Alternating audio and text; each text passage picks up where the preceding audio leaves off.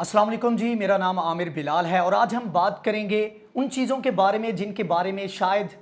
हर कोई बात करना पसंद करता है। उन दो मुल्कों के बारे में बात करेंगे जिनके बारे में जब भी बात होती है तो कोई सुनना और उसके बारे में बात करना हर कोई पसंद करता है। हम बात कर रहे हैं आज के सुपर पावर अमेरिका की, और एक वो मुल्क जो ना के सुपर पावर है, ना ही एटॉमिक पावर है और ना ही कोई इतनी बड़ी मईशत है, लेकिन फिर भी वो आज की सुपर पावर के साथ आंखों में आंखें डाल के बात करता है। हम बात करेंगे ईरान की। ईरान और अमेरिका की टसल के बारे में एक लंबी कहानी है, एक लंबी स्टोरी है, लेकिन एक बड़ी तारीख है। लेकिन इसके बारे में जब भी बात की जाती है तो हर कोई इंटरेस्ट के साथ और तवज्जो के साथ सुनना पसंद करता है। अमेरिका और ईरान के बीच में आजकल एक नई टसल चल पड़ी है, जिसमें एक तरफ अमेरिका मज़ीद पाबंदियां लगाना चाहता है और मज़ीद पाबंदियां लगा भी रहा है। दूसरी जानिब ईरान काफ़ी दहाइयों के बाद कह लें या काफ़ी सालों के बाद कह लें, एक ऐसी पोजीशन में आया है, एक ऐसी मोरल ग्राउंड पे खड़ा है जिस पे दुनिया के वो ममालिक जो कि पहले अमेरिका के साथ खड़े होते थे, वो भी ईरान के साथ या ईरान की हमायत में खड़े आपको नज़र आएंगे या नज़र आ रहे हैं। 2015 में एक मुआहदा किया जाता है जिसमें ईरान और P1 और एक साथ में प्लस मेंबर शामिल होते हैं और एक ट्रीटी साइन की जाती है, एग्रीमेंट साइन किया जाता है, जिसमें न्यूक्लियर एग्रीमेंट साइन होता है 2005 में, जबकि अमेरिका में उस वक्त जो सदर थे वो थे बाराक ओबामा। अब इस ट्रीटी में कुछ तफसीलात तय की जाती हैं, जिसमें एक कायदा बनाया जाता है कि ईरान अपने मामलात को किस तरह से चलाएगा और उसके बदले में वो मुल्क जो कि इस दुनिया को रूल कर रहे हैं, नेशनल सिक्योरिटी की जो मेंबर हैं अक़वाम मुत्तहिदा में, उसके जो परमानेंट 5 मेंबर हैं उसमें वो शामिल थे और एक प्लस मेंबर था जो कि यूरोपीय यूनियन थी। ये तमाम लोग बैठते हैं और वियना में एक एग्रीमेंट साइन करते हैं, जिसमें यह तय किया जाता है कि ईरान अपनी न्यूक्लियर जो तनसीबात हैं, जो न्यूक्लियर उसके प्लांट्स हैं, उनको किस तरीके से चलाएगा। उसमें इंटरनेशनल जो स्टैंडर्ड्स हैं, एसओपीज़ हैं, उनको शामिल किया जाता है और उसके अलावा उसकी मॉनिटरिंग के लिए एक तरीकाकार तय किया जाता है। अब बदले में ईरान को क्या मिलता है? ईरान को ये मिलता है कि ईरान के बहुत सारे एसेट जो कि बैरून मुल्क थे और वो फ्रीज़ किए जा चुके थे पाबंदियों के बाद, इस एग्रीमेंट के बाद उनसे पाबंदियां हटा ली जाती हैं। ईरान इसके ऊपर एग्री करता है और उस वक्त के ईरान के वज़ीर ख़ारिजा जवाद ज़रीफ़ वहाँ पर मौजूद होते हैं और जो P5 और +1 जो मेंबर था, इन तमाम के जो वज़राए ख़ारिजा हैं, इसमें P5 में जो परमानेंट मेंबर्स हैं, इसमें USA आता है, इसमें बरतानिया है, इसमें जर्मनी है, फ्रांस है, रशिया है, चाइना है और साथ में जो एक इजाफी मेंबर इसमें शामिल था वो था यूरोपीय यूनियन। अब बाराक ओबामा की सरबराही थी, उस वक्त ये मुआहदा साइन हो जाता है और उसके बाद मामलात चलते हैं और फिर एक टाइम आता है, बाराक ओबामा की गवर्नमेंट जाती है और डोनाल्ड ट्रंप साहब आते हैं और उनकी जानिब से कुछ अर्से के बाद इल्ज़ाम आयद किया जाता है कि ईरान अपना जो उसका एग्रीमेंट था उससे तहरीफ कर रहा है, उससे हट रहा है और वो उस एग्रीमेंट के ऊपर अमल दरामद नहीं कर रहा।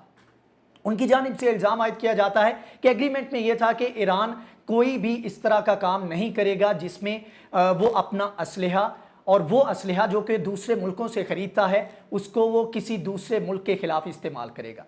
अमेरिका की जानिब से डोनाल्ड ट्रंप ने इल्ज़ाम आयद किया कि असलहा जो कि मुख्तलिफ मूवमेंट्स चल रही हैं, इराक़ में वो अमेरिका मौजूद था, तो इराक़ में अमेरिका के ख़िलाफ़ नेटो के जो अफवाज थी उनके ख़िलाफ़ वो असलहा इस्तेमाल हो रहा है और दहशत गर्दी की सपोर्ट का इल्ज़ाम आयद किया जाता है, जिसके बाद एक आवाज़ उठती है कि जो 2015 का मुआहदा है उसको ख़त्म होना चाहिए या उसको मज़ीद मजबूत करना चाहिए। ईरान की जानिब से एतराज़ किया जाता है, जी आपने सारी दुनिया के सामने ये एग्रीमेंट किया था, आप इससे अब मुनहरिफ नहीं हो सकते, आप इससे मुकर नहीं सकते, तो आपको इस जो भी वादा किया था, जो एग्रीमेंट किया था, उसकी आपको उसकी पासदारी करनी पड़ेगी। अब आगे बढ़ें तो उसके बाद time to time Donald Trump की जानिब से इल्ज़ाम आयद किए जाते हैं कि मुसलसल खिलाफ वर्जी हो रही है और इस हवाले से एसेट फ्रीज़ करने की दोबारा से धमकी दी जाती है और 2017 में اور اس کے بعد ڈونلڈ ٹرمپ کی جانب سے اعلان کیا جاتا ہے، اور یک طرفہ طور پر حال ہی میں اعلان کیا گیا ڈونلڈ ٹرمپ کی جانب سے کہ وہ ایگریمنٹ جو کہ 2015 میں کیا گیا تھا باراک اوباما کی جانب سے، اس کو وہ نہیں مانتے، اس کو وہ کینسل کرتے ہیں۔ اور اس کے اوپر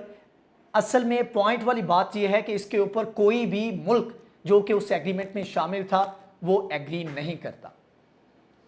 برطانیہ، فرانس، جرمنی اور دیگر ملکوں کی جانب سے اپوز کیا جاتا ہے اس طرح کا اس کے ایک یونیلیٹرلی کوئی فیصلہ جو کہ امریکہ کرنے جا رہا تھا۔ اب اس کے بعد 2018 میں اور اس کے بعد 19 میں امریکہ کی جانب سے اس کے اوپر ایک تو انحراف کیا گیا، اور اس کے بعد ان کی جانب سے اس کی خلاف ورزی کرتے ہوئے یک طرفہ طور پر ایران کے اوپر پابندیاں عائد کر دی گئی، جس میں وہ مزید ٹریڈ نہیں کر سکتا تھا ملکوں کے ساتھ، اسلحے کی جو لین دین ہے اس کے اوپر بھی پابندیاں عائد کی گئی۔ اور اس میں مزے کی بات آپ کو بتاتا چلوں کہ اس میں صرف امریکہ نہیں تھا، امریکہ کو موو کرنے والے، امریکہ کو ہلا شیری دینے والے اس میں عرب ورلڈ کنٹریز تھے، اور ان میں سب سے آگے جو تھا وہ تھا سعودی عرب۔ سعودی عرب کی جانب سے حال ہی میں کچھ دن پہلے جو وہاں پر جو ان کے رولر ہیں سلیمان، ان کی جانب سے یہ الزام عائد کیا جاتا ہے کہ دہشت گردی کے خلاف جو ہماری کوششیں ہیں ان کو سبوتاج کر رہا ہے ایران، اور دہشت گردی کا الزام عائد کیا جاتا ہے۔ اس لیے ان کی جانب سے مطالبہ کیا گیا کہ مزید پابندیاں عائد کی جائیں، اور وہ جو 2015 کا ایگریمنٹ تھا اس کو تھوڑا سا ایکسپینڈ کیا جائے، اس کا جو معاہدہ تھا اس میں بھی توسیع کی جائے، اور جو پابندیاں ہیں اس کو بھی بڑا کیا جائے اور مزید سخت کیا جائے۔ اس کے بعد جتنے دوسرے عرب کنٹریز تھے ان کی جانب سے بھی سپورٹ کیا گیا، اور ایران کے خلاف اب آواز اٹھتی نظر آ رہی ہے، جس میں جرمنی، فرانس، برطانیہ بھی شامل ہیں، اور وہ کہہ رہے ہیں کہ 2015 کا جو معاہدہ تھا اس کی پاسداری کی جائے اور ایران کو اسی حساب سے چلنا چاہیے۔ اب آ جائیں ایران کی طرف کہ ایران کا اس تمام تر معاملے میں کیا موقف ہے۔ ایران کہتا ہے کہ ایگریمنٹ ہوا تھا تمام پرماننٹ ممبرز کے بیچ میں، اور یورپی یونین بھی اس میں انوالو تھی، تو اس میں ضروری تھا کہ تمام جو بھی وہاں پر لوگ موجود تھے وہ اس عہد کی، اس جو بھی ایگریمنٹ ہوا تھا اس کی پاسداری کرتے، لیکن امریکہ کی جانب سے اس کی پاسداری نہیں کی گئی، اور اس کی جانب سے یونیلیٹرلی فیصلہ کیا گیا اور ہمارے اوپر مزید پابندیاں عائد کی گئی۔ اس سے پہلے تقریباً 1 سال پہلے حملہ کیا جاتا ہے، امریکہ کی جانب سے ڈرون حملہ ہوتا ہے، اور ایران میں جو کہ دوسرے نمبر پر موسٹ پاورفل پرسن گنا جاتا تھا قاسم سلیمانی، اس کو اٹیک کر کے ٹھیک ہے اس کو جو ہے وہ شہید کر دیا جاتا ہے۔ ایران کی جانب سے اس کے اوپر اس وقت بیان آتا ہے کہ یہ جو اقدام کیا ہے امریکہ نے، یہ ایک ریڈ لائن جو ہے وہ کراس کی گئی ہے، اور اس کا امریکہ خمیازہ بھگتے گا آنے والے وقت میں۔ اب یہ وہ پوائنٹ ہے جس کے اوپر میں نے شروع میں بات کی کہ یہ وہ پوائنٹ ہے جس کے اوپر مورل گراؤنڈ کے اوپر ایران پوری دنیا کے سامنے آنکھوں میں آنکھیں ڈال کے بات کرتا نظر آ رہا ہے، اور اس تمام تر ایگریمنٹ کی پاسداری میں اور اس کے خلاف جانے کے اوپر یورپی یونین اور دیگر جو ممبرز ہیں، پرماننٹ ممبرز ہیں، ان کی جانب سے مخالفت کی جا رہی ہے۔ اب حال ہی میں چائنا کے ساتھ معاملات ایران کے بہتر ہوتے جا رہے ہیں۔ وہ کہتے ہیں کہ اگر آپ کسی کو ڈراتے ہو تو اتنا زیادہ نہ ڈراؤ کہ اس کے اندر سے آپ کا ڈر ختم ہو جائے۔ امریکہ نے وہی کیا کہ اب اس سے پہلے جو پابندیاں تھی، جو ایک ڈر تھا ایران کے دل میں کہ وہ ان پابندیوں کا لحاظ کرتا تھا، اب ان پابندیوں سے وہ ڈر جو ہے وہ ایران کے ذہن سے نکل گیا ہے۔ اس کی ایک ریزن ہے